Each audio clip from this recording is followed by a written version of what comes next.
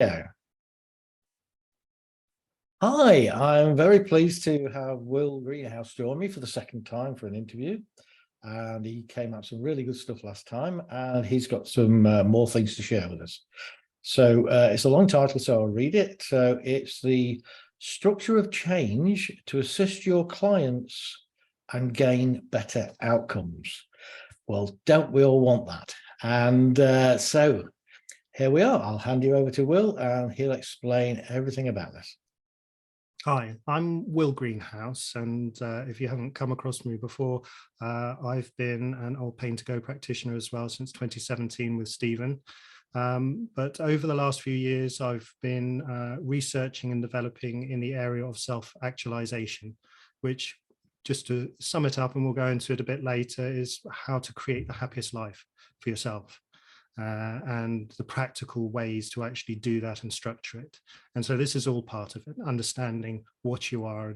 And when you understand the system that you're working with, you've got better opportunities to navigate it and do things in weird and wonderful ways.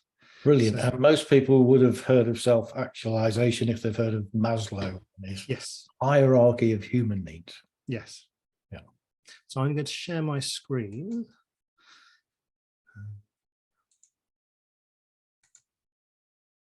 There we go. Has that come up for you? Yes, thank you. Brilliant. So I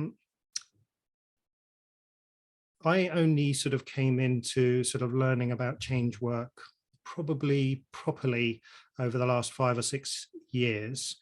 And I was watching all kinds of YouTube videos, doing courses here and there on different ways to bring about change within your own mind, changing beliefs, changing feelings. And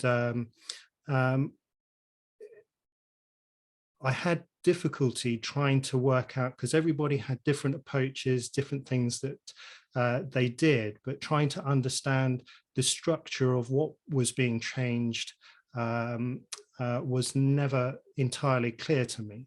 And this is one of the things that I think is helpful to not just change workers or therapists, but everybody in life.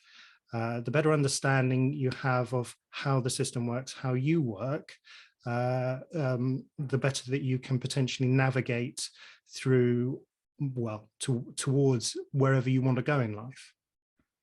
I think that's great, Will, because there's a tendency that people tend to get stuck in techniques. Yes. And really, we always need to go back to basics and understand why things work. And yes. And then you can naturally deal with somebody rather than, well, what technique do I need? Yes, yes.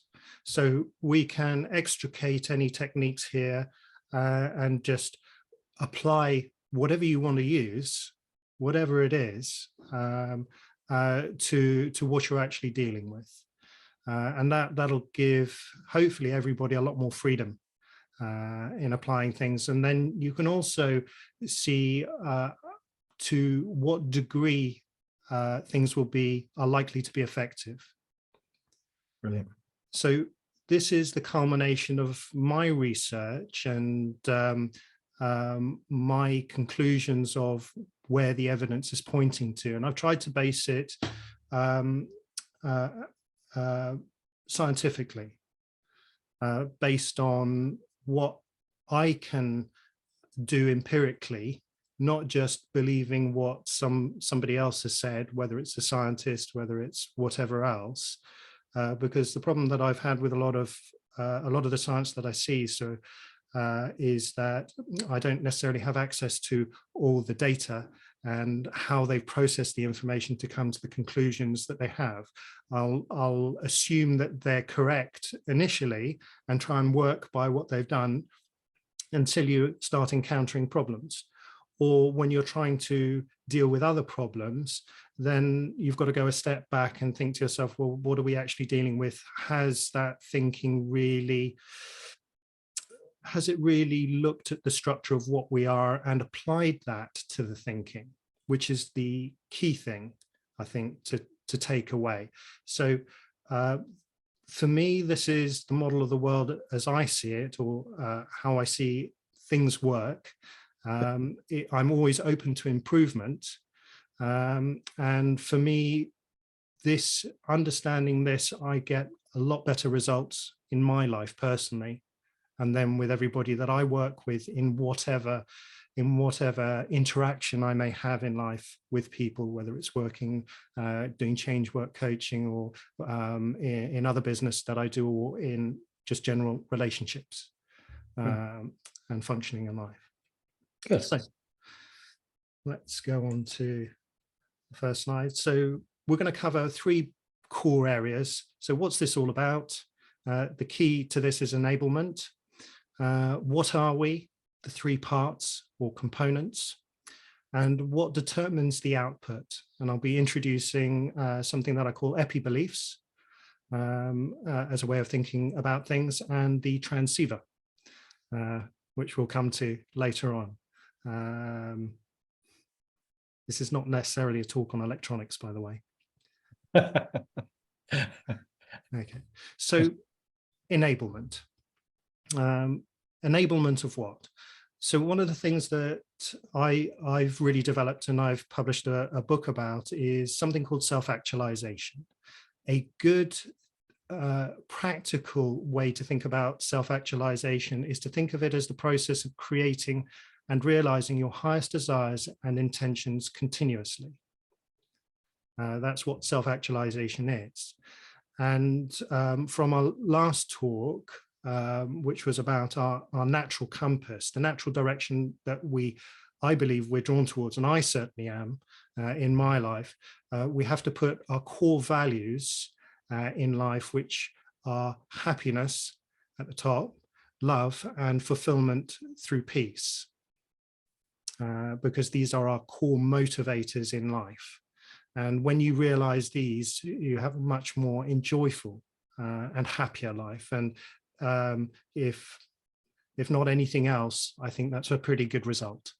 And it's well within your control once you understand the structure of what you are and how to work with it, which we're not really educated on formally. Okay, so the first question is, what is reality? So, there's a 2-hour discussion. Yes. So I'm going to chop that 2-hour discussion and try and make it really useful and functional, the way that you can think about reality. Because reality, really, it's got to be functional in enabling the direction that we have in life, which is the core happiness in life. So everything's got that focus. Reality probably can be best understood as the sum of all the beliefs or programming that you have in a moment that gives you an understanding of everything that's going on around you. So it's whether the construction of the reality that you've created in your mind, because there's only one perspective that you can really take, and it's your own, through your own awareness. And that's something that fundamentally we can't get away from. Everything that we do is from our own personal point of reference, our awareness. It's whether your reality is functional in creating the joy that you want in life. So really it's a set of beliefs or programming that's used in the moment. So I'd look at it like that. So when I use the word belief, as we talk through, think of it simply as programming. And then beliefs form your identity at the most basic level. And your identity ultimately forms your reality in the moment through all that you perceive. Good. So reality is ultimately a belief. This is your red pill. If anybody's watched the Matrix films. I haven't. So when people say, which movie would you take? I go, I don't know. So you might want to very briefly explain the difference between the red pill and the blue pill. Well, reality is an illusion. however you look at it. It's a set of beliefs that you run in the moment. Yeah. And in the Matrix films, Neo's offered 2 pills, and effectively it means which reality do you choose? And he's choosing one that really reflects more accurately how he can interact with the environment successfully. So we would call the blue pill remaining to live in delusion. Right. Okay, good. I don't need to see the film now. It's very good. It's entertaining. So the question is, what are we? And broadly, the perspective that I've come to, which I find extremely useful when I go about thinking about anything, is to think of us as a three parts of a whole. So at the first level, we've got the mind, then the body, which is larger than we think, or most people think, and then there's the environment that we exist in. Without the environment, we probably wouldn't exist. Yeah, sure. So the way to think about this is in terms of systems. Systems are a really good way to think about everything. So the environment is the parent system within which we exist in. The body is a subsystem of the parent system. And the mind is a subsystem of the body or the environment or the parent system. So really, we and the environment are one single entity because we all function together. It's the same as the mind is this little finger, the body is the hand, and the environment is the entirety of your body. That's another way to think about it, but it's larger than that. And that's quite a practical practical way to think about how you go through life, particularly when you don't take care of the larger system or the other systems that you interact with, because they're all part of you, essentially. So technically, there's only one of us in the room whenever we're talking to each other, or one of us here in existence. Okay. From that perspective. So, yeah, the mind is you, the body is you, the environment is you. And some people believe this anyway. Others, they think, well, it's a theory. Do we use it? How do we use it? All of this has got to be functional and practical. And we're going to go and have a little look at the areas that you can look at to see where this is evidenced. Brilliant. And evidence in the way that you can do it. So another way of looking at mind, body, and environment, or the parent system, subsystem 1, subsystem 2, is the conscious, subconscious, and superconscious. And I'm going to make an assertion here that everything is consciousness. Consciousness is fundamental. So I'm going to provide a definition here. If now there's an organization called the World Economic Forum, and they've got a chap called Noah Yuval Harari, who's one of their he's one of the key thinkers at the World Economic Forum, and he recently proposed that a good definition of consciousness is the capacity for suffering. Which is kind of a take on Buddhism, but it's very disenabling, and it creates a very narrow band when you think of consciousness as to what it is and the extent of what it is. I would I use a different definition of consciousness, which is simply consciousness is a being. You are a being. A car is being a car, a rock is being a rock, and it is a form of consciousness. So we've got the environment, again, which is part of the consciousness that we are part of. So at every level, there is consciousness. And I say consciousness because it's more encompassing than what we see, because it is all that we see and don't see, or it's all that's seen and unseen. Okay. That's probably a simple way to think about it.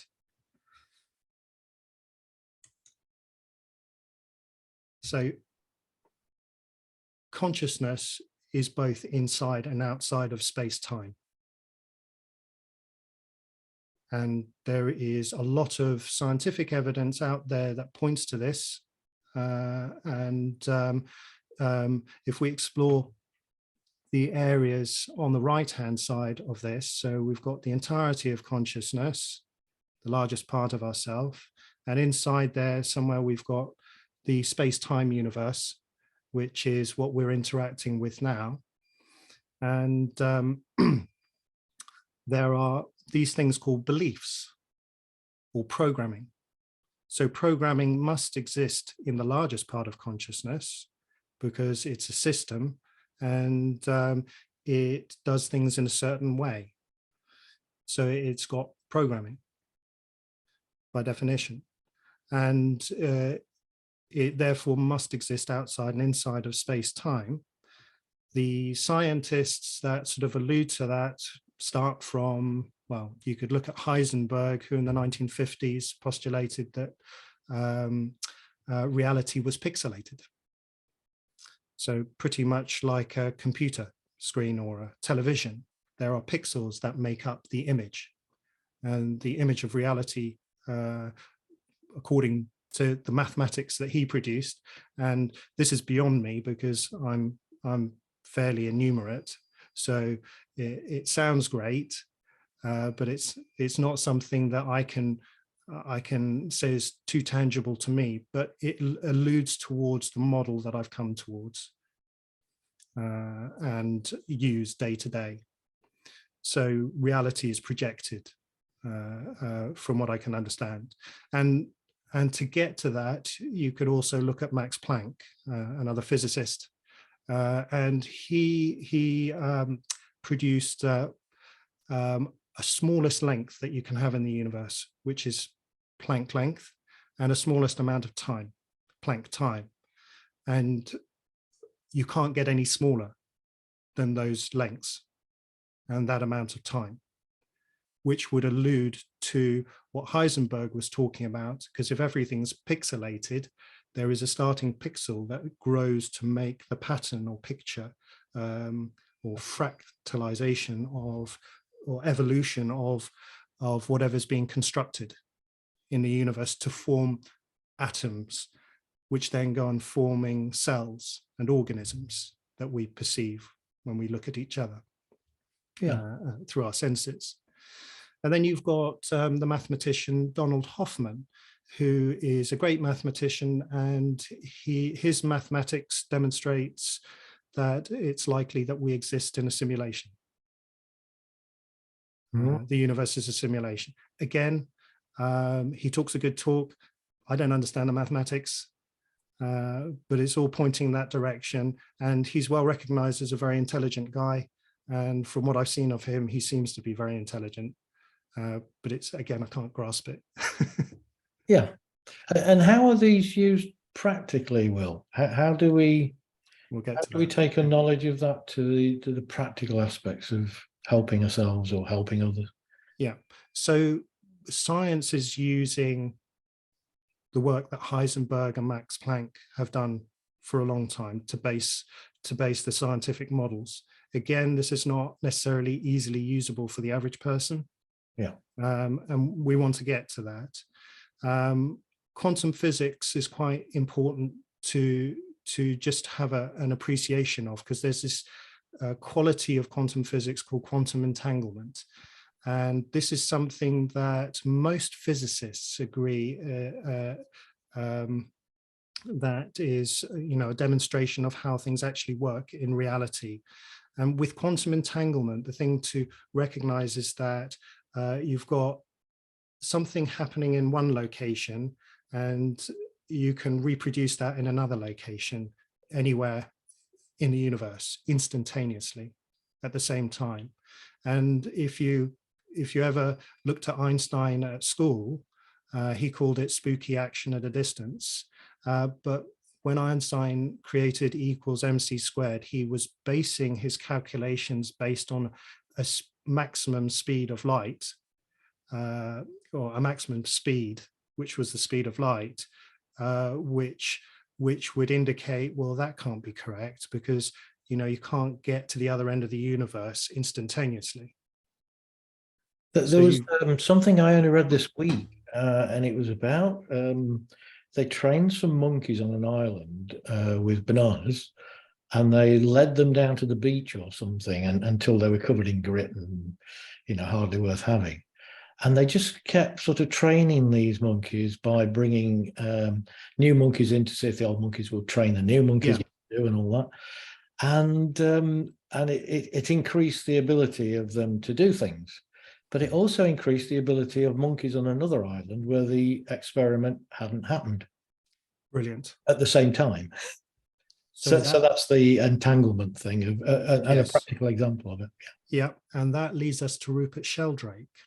Now, Rupert Sheldrake is much more accessible, and a lot of his experiments can be reproduced and are worth looking at. He is the founder of the concept, I think, of something that he calls morphic resonance, which is exactly what you're talking about. So basically, there's information that is instantly connecting through space and time, or that can be accessed through space and time. So the monkeys on the other island that couldn't communicate in the normal ways that we think of, suddenly gaining these attributes because the first monkeys, and Rupert's done all kinds of different tests and looked at all kinds of different tests, like growing crystals in one location, and crystals forming in a particular way. Once they begin successfully in one location, it suddenly becomes much quicker for those crystals to form in an entirely different location. And then you have the idea of concepts across humanity. When people had the groundbreaking ideas that we have in our society, suddenly, several other people will have had the same idea probably about the same time, but one becomes prominent, that's talked about. So this is basically, we're looking at programming inside and outside of space-time in the substrate of everything that is us, which I call consciousness or our being. And it's a substrate that is inside and outside of space-time and can just sort of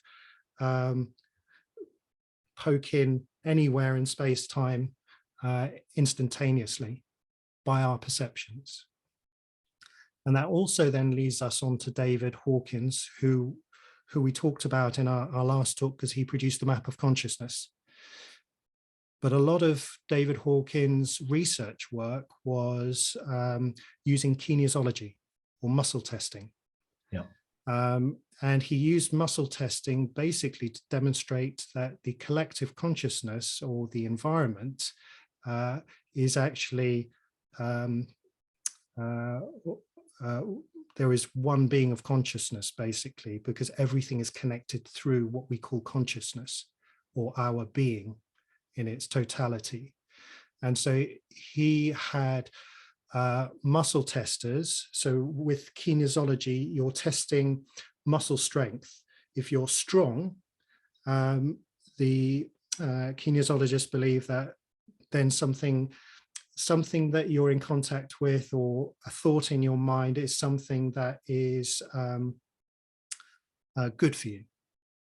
If you go weak, so for example, if you held a bag of sugar and you muscle tested somebody, their arm would go weak because the sugar is not good for them, until you find a sugar that is good for you. Which is my dream, because I love sugar. So he did many thousands of tests. So what he did was he had quite a few hundred testers over 30 years, muscle testing questions that he'd write down in an envelope, and he'd give them that. They wouldn't look at what the question was, but he'd just muscle test them. And with his practice testers, he would get 100% results in whether it was a strong or weak response. Wow. And these were questions about everything that he could think of and more. So his book, if you want to look at it, is Power versus Force. Extremely interesting book, but it's something that you can do with a group of people, which I've played with as well. And it's something that you can reproduce. Is this similar to something I read about it? I never keep where I find out things from. I read them, think they're interesting, and then realize later how important they are.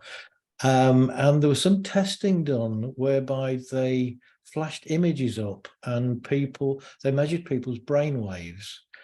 And they found that people, in a way, were answering questions before they even posed them. Rupert Sheldrake. Yeah.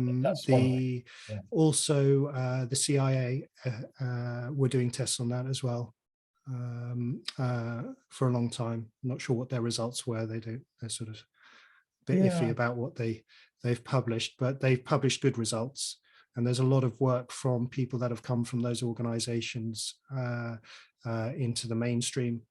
As and well. This is not this wasn't mind reading, because it was a computer that was going to give the image or whatever the next image. So it's not like somebody's there with you and you're picking into their thoughts to go, oh, that's next. Yes. So I find that really interesting. Yes. Yeah. So there were, I think Rupert Sheldrake, but Dan Radin and Dan Winter, who are other people that I've mentioned here. I think they have been exploring random number generators in computers as well. So they placed random number generators around the world. And when seismic activities occur in consciousness, like 9/11 or big, big events that occur, that come into the consciousness of the general public, there is all the random number generators, which should be producing random numbers, so they should be completely random and chaotic. They suddenly become ordered. Wow. And they demonstrate ordered results for all of them. Wow. Order out of chaos. Exactly. Yeah. I would also I'd also suggest that there is only order in this universe. And when you start looking down to the smaller that you go, it's all structured. Everything is structured. And I don't believe that there is actually chaos in the universe. You can have systems collapsing, which you could call chaos, but overall, I believe the universe is erring more towards increasing the order or complexity, the ordered complexity that it's creating, because we have this word evolution, which we get to. But that's a debatable thing, and we'll get to that. So David Hawkins, very interesting with his kinesiological tests. For any hypnotists, you can use what hypnotists call idiomotor responses. Yes. So for the old pain to go practitioners, it's your leaning response. It's simply a communication with the subconscious or the body.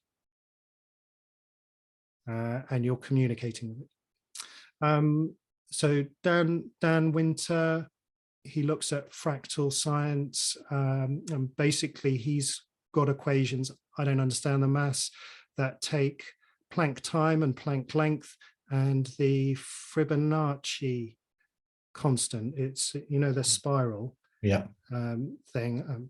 Again, it's all maths that I don't really understand, and geometry it produces basically. But basically, combining those three things together in an equation with a few other bits, he can predict the formation of hydrogen from geometric shapes. Wow. And then once you've got hydrogen, which is the base atomic, you just need to look at the periodic table, and then you've got the base structure for the periodic table, because then it's just a replication to create larger atoms, Wow. which we call different elements. So there's all kinds of different areas pointing towards the area that I'm thinking about, is all I'm trying to say. Peter Russell is a physicist. He talks about basically the fundamental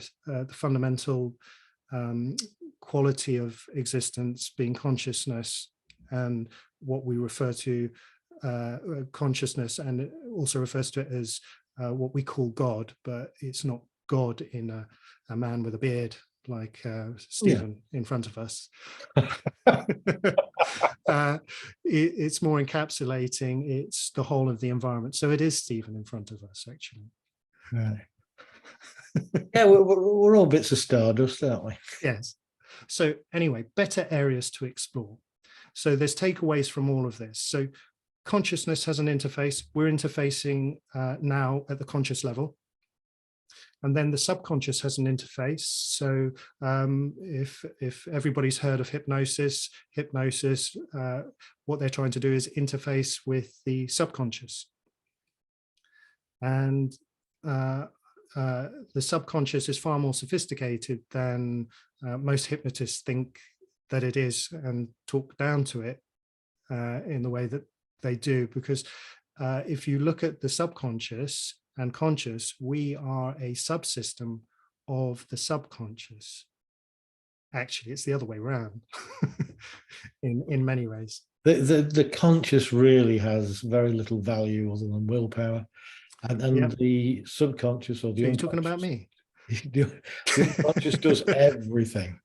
Yes. And when I started off teaching what I do, it was about, we can help the client and all that, but the more I do it, the more I am very careful to be very respectful to their unconscious and my unconscious, because that's the clever bit of us. Yes. It really is clever. Yes. And we just need to decide what to do with it, with our tiny little conscious. Absolutely. Yeah. Yes. So the subconscious runs the conscious part of us, and then the superconscious runs everything around us, and it has an interface, and you can communicate with it. You just need to understand how it communicates, and then you can have a two-way conversation in the same way that you can have a two-way conversation with somebody subconscious. Yeah.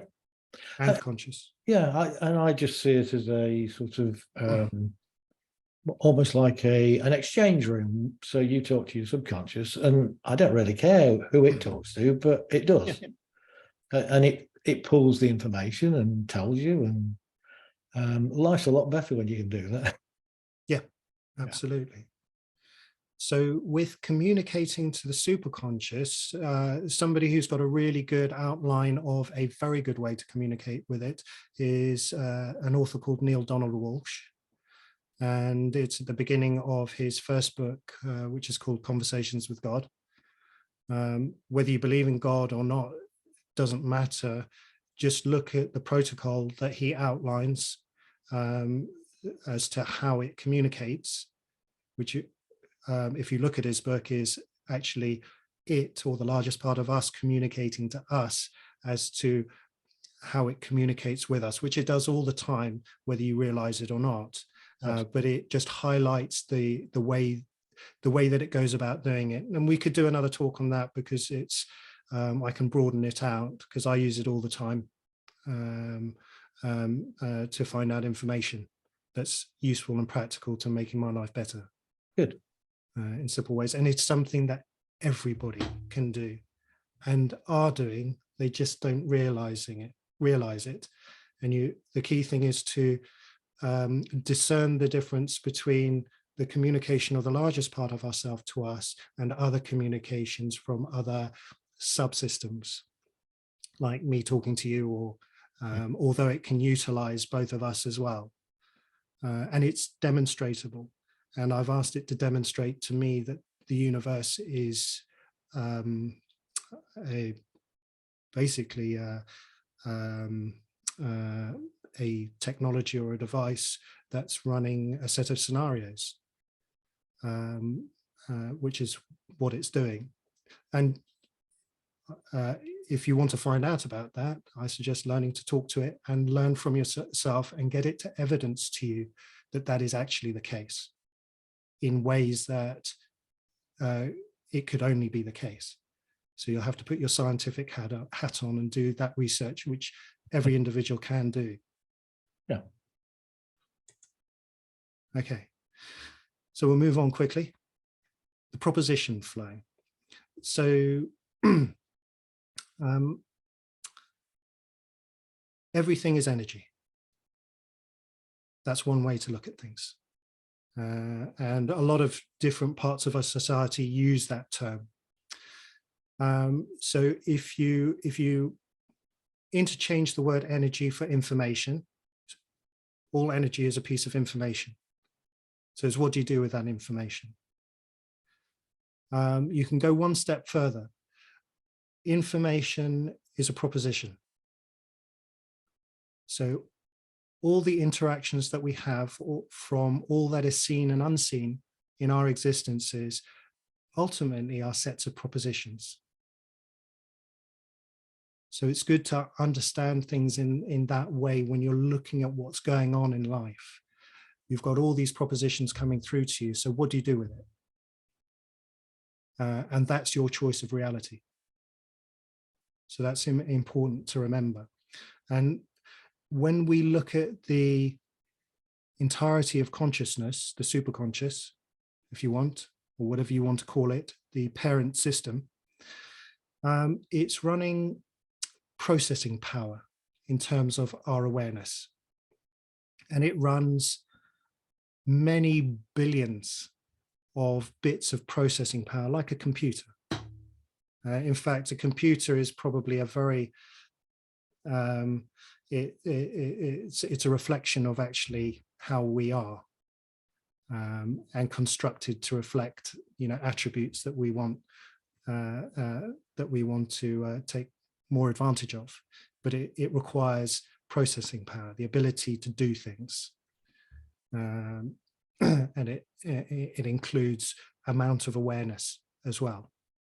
Then we have the subconscious, which is the typical picture is the iceberg picture, where you have the little tip of the iceberg appearing above the sea. And then below that, you have the complete ice structure, which is a huge structure, which is billions of bits of information being processed there. So when I say bits of information, we've got consciousness that's working inside and outside of space-time.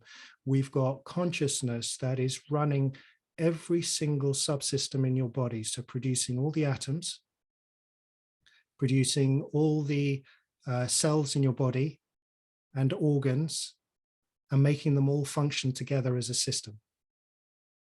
And each detail requires some amount of processing power. Then you have the conscious component, which runs a tiny amount. That's our steering, 7 plus or minus 2 amounts of thought processes that we can deal with concurrently. So it's a very, very small amount that we use for steering. And then, communications or the proposition flow works. So between systems, so there's Tom, there's Mary, they communicate between each other. Everything goes through the subconscious and conscious. So it's filtered through to the conscious. The conscious is filtered through from the subconscious, and the subconscious is receiving lots of other communications from the environment as well, which could be brought up into the conscious. So really the mechanism that is of real interest to change workers and therapists and anybody that's dealing with human interactions is understanding how the subconscious actually functions and can be interacted with to make all kinds of changes. And then the small steering part is the conscious. So where is the joy in life? How do we create it? The subconscious brings together all the programs that that are required based on the direction at the moment, and is the key part to changing when you want to have a different experience in the moment. Because remember, the conscious part is the present. Subconscious is the past. So it's prior programming up till now. So it's really important to think in, well, I find it really important to think in those terms, in terms of dealing with change work and, okay, where do we need to actually look to steer the best quality of change, to leverage the most change. Brilliant. Okay, and then remember, we're all part of the environment. So that has a big influence too. And however you look at it, we interact with it and wouldn't survive without it. Right, so our skeleton.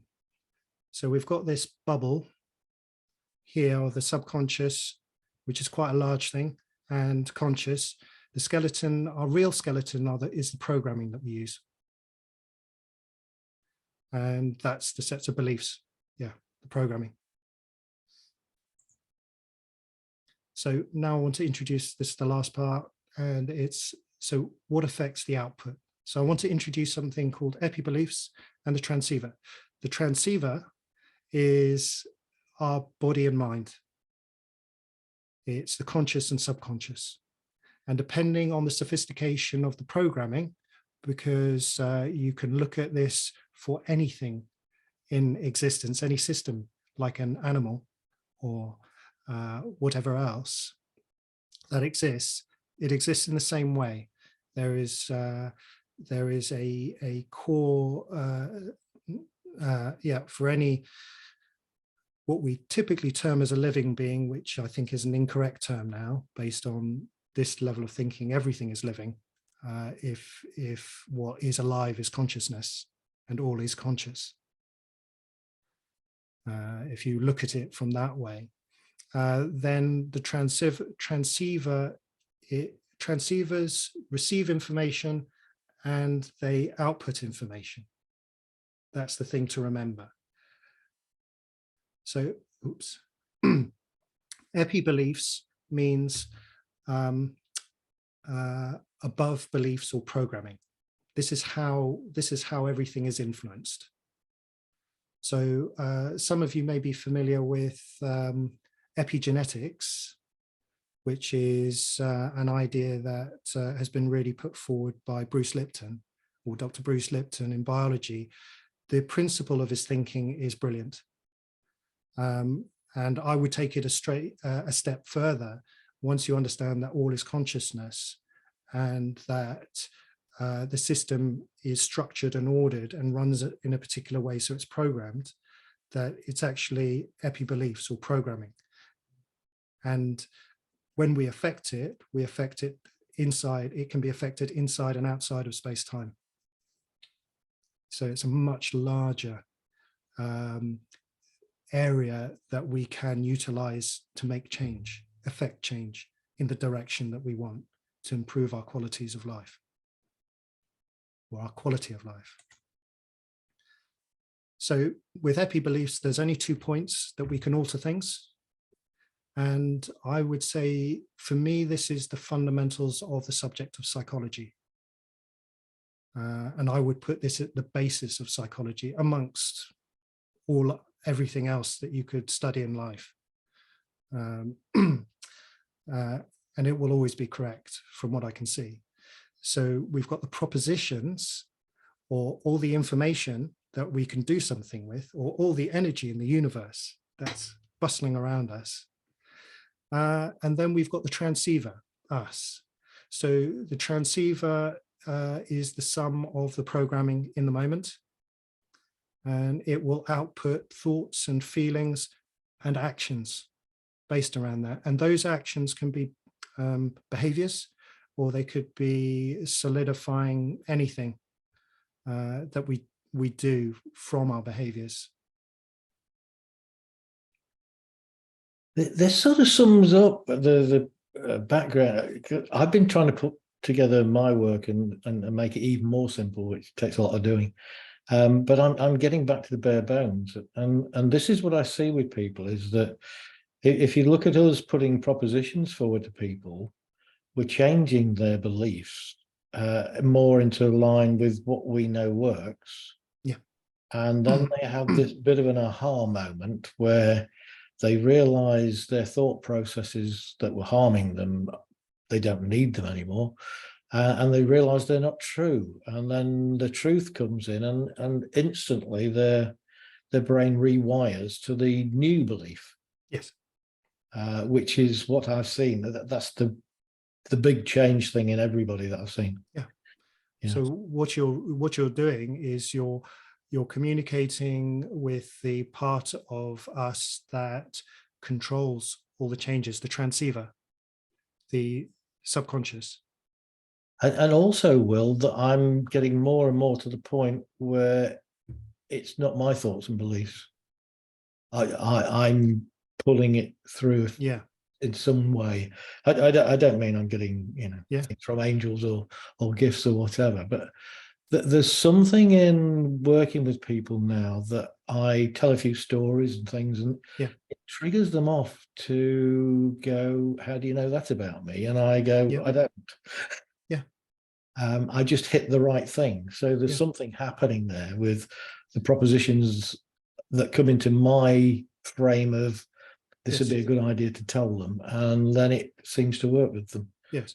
Typical language from what I've seen in our society is intuition.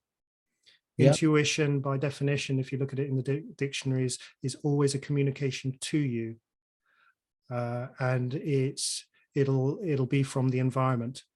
Yeah. So, and if you look at us as consciousness, I mean, it's conscious to conscious communication, which is what telepathy actually is, ironically.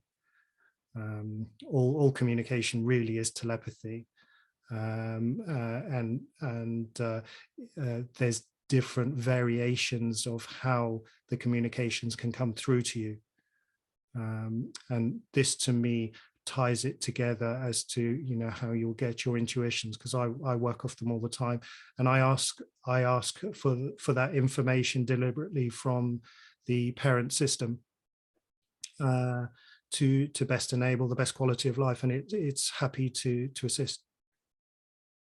I think it's just an openness to this. I think if we have fixed ideas, because a lot of people say, how do you prepare for a client? Well, I absolutely don't.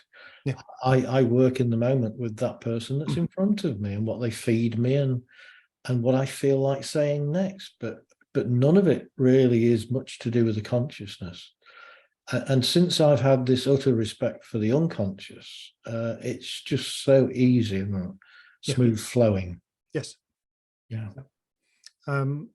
So we have we spoken about the reticular activating system?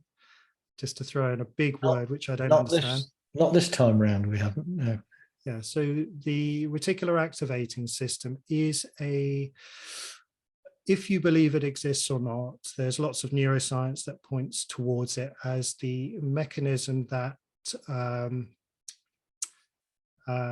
basically part of it organizes what we focus on. Right, yeah. Is the best way to think about it. However you look at it, there is a mechanism in our minds, in our consciousness, that focuses us on key sets of beliefs or perspectives.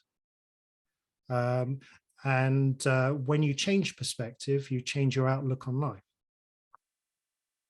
And it's being able to competently put the most enabling perspective in place for what you want to achieve in life, which can only be measured by how you feel about it, Yeah. Which is your happiness. And provided everything functionally, well, that's how you measure whether you're doing it in the best way, and can look for alternative ways or better ways. So it's all about putting things in place into that component that does all the focusing, and it gives you more of what you're looking for. And it points out more. I like the idea of focusing, because I've almost forgotten what I was going to say now. Yes, because I'm a therapist to a lot of therapists, and obviously when I spot something, if I say something to a therapist, they go, I know that already. And all I do with those is now I sit them back in the chair and I say, just relax, close your eyes for a couple of minutes. You're going to go silent, but you're going to really think about this in depth. And then I leave them to it for a few minutes, and quite often they'll cry, because even though they've had a sort of glance at it, yes, yeah, that I know that's what screwed me up, but they glanced at it, but they've never done this deep sort of, that explains why I'm like I am. And just sometimes giving them that silence and a couple of minutes to say, come on, you know it, but you don't know it. Yes. It is all that you need to get that massive shift in perspective. Yes. Yes. Brilliant. Absolutely. So that brings me on to the last bit. So some systems considerations. So just to reiterate, and I didn't say it in this talk, but I did in the last one. When the word system, if you define it as firstly as an interconnected network, which is actually a dictionary definition, and also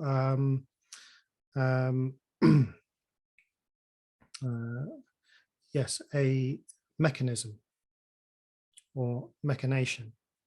So it's a mechanism. So it has structure and it works in a particular way. That's a good way to think of what a system is. And from scientists that use systems theories, there are 4 things that make a successful system, and it's quite usable in everyday life. Systems that they consider successful, and I believe in this, are ones that are towards evolving or increasing in complexity or order. Successful systems also display the properties of connecting and interacting with other systems that form aspects of their properties. So we're an aspect of the properties of life, which is the environment, or the totality of our consciousness. And this is called emergence. Systems that are successful have the capability of being self-organizing. So the structure is always self-organizing, and the properties of self-organizing are, you would need to be functional in what you do as a mechanism, and you need to be adaptable, and you need to be sustainable. So with those 3 things, you're able to maintain self-organization of the mechanism. And then systems tend to feedback. They feed back on themselves, and that enables evolution and growth. I think sometimes the feedback is the problem.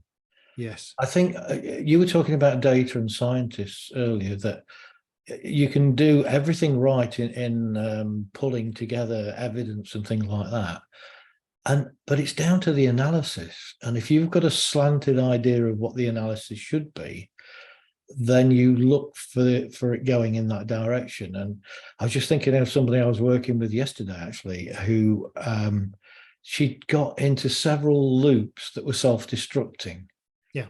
And each time she got into it, it seemed to prove itself right. Yes. Which just kept taking her down. Yes. And sometimes you've got to break that feedback. And this is the twisting round of things to say, well, that's not true, is it? That's not helpful to you. Yeah.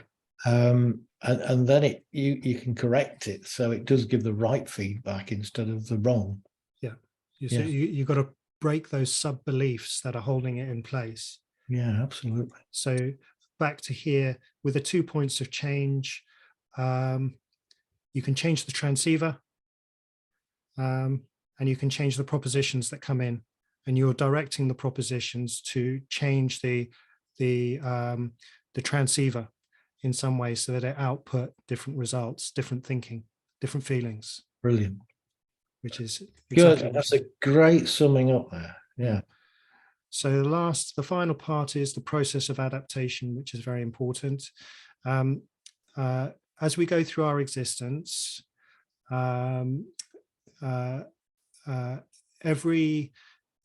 because we exist in a feedback system, and we're conscious beings, and thoughts stem from us.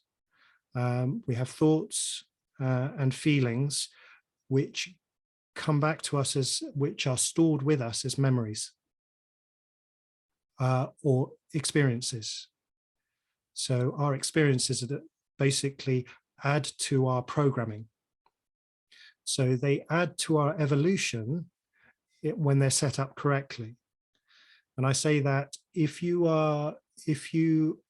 have an existence that is harmonious and enables you to grow, you're running a decent set of programs, and you want to get more of those experiences. You want to do more of those joyful things that allow you to grow as a happy being.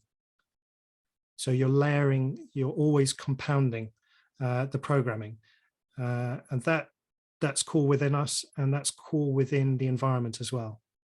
And that explains why people, when they lose their self-worth, they see everything from the wrong angle.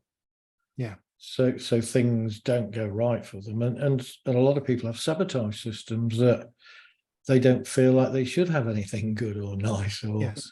or be happy. The system compounds it. Yeah. Okay. So what we can do is we can reprogram the programming, or essentially we are changeable because we exist in an environment which is constantly changing anyway. It's steering the change. And intention drives everything.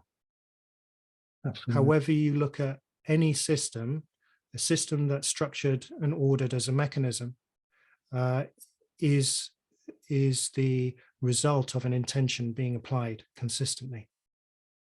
And it's always a good intention. It's just that sometimes it's not not the right intention. Yeah. So I think this is why I've moved away from techniques now, because my main overall structure really is to talk to people, to see that or get them to see that the program they're running would have come naturally from what's happened to them. Yeah. But that doesn't need to stay like that because it's in the past, and now they can get to choose what they do and how they do it. Yes. And that's been very effective for me, and really to see the difference it makes in people when they get excited about the future rather than they can't predict a future, even having one. So yeah, this is great, and it fits in nicely, and in a way, the way I want to make things more simple, even though you've explained it in a very technical way and done a lot of research, it has made it more simple. I hope so. Yeah, no, it's great. And that's a little proposition I'm going through at the moment. How can I make what I do more simple? Yes. And I think the more we talk about things like this Yes. with people who've studied well, the more we can realize that the basics, don't change, but we can understand why they are the basics and why people get locked into them. Yes. Yeah. Go for simplicity all the time. Yeah, brilliant. Thank you, Will. That's it. An excellent time with you yet again, and I hope people find this very informative. When we send this out, I'll get Will to drop all the links and things for whatever you need to have a look at or getting in touch with him or whatever. But thank you. That's been another fascinating time with you. Thank you very much. Thank you, Will. Much appreciated.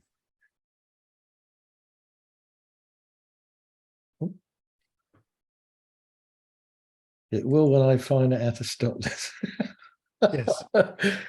Where's it gone now? I've stopped the screen sharing.